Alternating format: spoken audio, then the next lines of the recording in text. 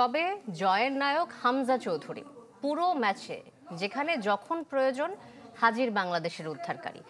২২ বছর পর এলো ভারতের বিপক্ষে বহুল আকাঙ্ক্ষিত সেই জয়। এমন একটা রাতের স্বপ্ন বছরের পর বছর দেখেছে বাংলাদেশের ফুটবল পাগল মানুষ, যা এসে ধরা দিল ২৫শে নভেম্বরে। আনন্দে পাগল পাড়ার সমর্থকরা উন্মাতাল, উদযাপনের উপায় যেন জানা নেই। ২২ বছর পর ভারতের বিপক্ষে জয়, আবারও সেই ঢাকার জাতীয় স্টেডিয়ামে। ব্যর্থ এশিয়ান কাপ বাছাই সফল হয়ে উঠল এক জয়ে। মূল পর্বে উঠতে না পারার আক্ষেপ ঘুচল চিরপ্রতিদ্বন্দ্বিতার ম্যাচ জিতে। হামজা, শমী, জায়ানদের নিয়ে জেগে ওঠা দেশের ফুটবলে নতুন প্রাণের সঞ্চার। মোরসালিনের গোল আর রাকিব তাবুদের নৈপুণ্যে দল হয়ে ওঠার পথে বাংলাদেশ। কানায় কানায় পূর্ণ গ্যালারি আর টেকনাফ থেকে তেঁতুলিয়া, ৬৪,০০০ বর্গ মাইলের ১৮ কোটি মানুষের চোখ ছিল টেলিভিশন থেকে মোবাইল স্ক্রিনে।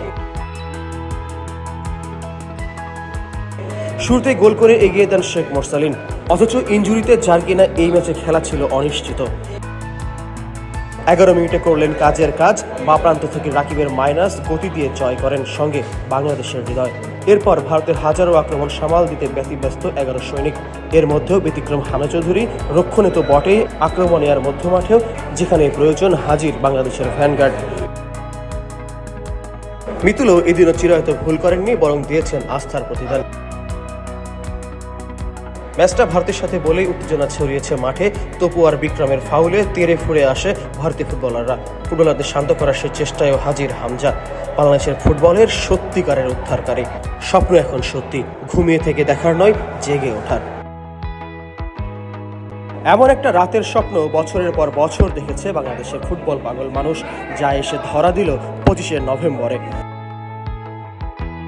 আনন্দে পাগল পাড়ার সমর্থকরা উন্মাতাল, উদযাপনের উপায় যেন জানা নেই। ২২ বছর পর ভারতের বিপক্ষে জয়, আবারও সেই ঢাকার জাতীয় স্টেডিয়ামে। ব্যর্থ এশিয়ান কাপ বাছাই সফল হয়ে উঠল এক জয়ে। মূল পর্বে উঠতে না পারার আক্ষেপ ঘুচল চিরপ্রতিদ্বন্দ্বিতার ম্যাচ জিতে। হামজা, শমী, জায়ানদের নিয়ে জেগে ওঠা দেশের ফুটবলে নতুন প্রাণের সঞ্চার।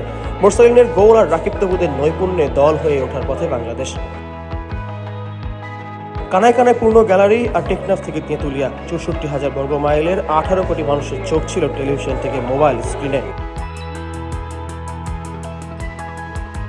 শুরুতেই গোল করে এগিয়ে দেন শেখ মোরসালিন, অথচ ইনজুরিতে যার কিনা এই ম্যাচে খেলা ছিল অনিশ্চিত।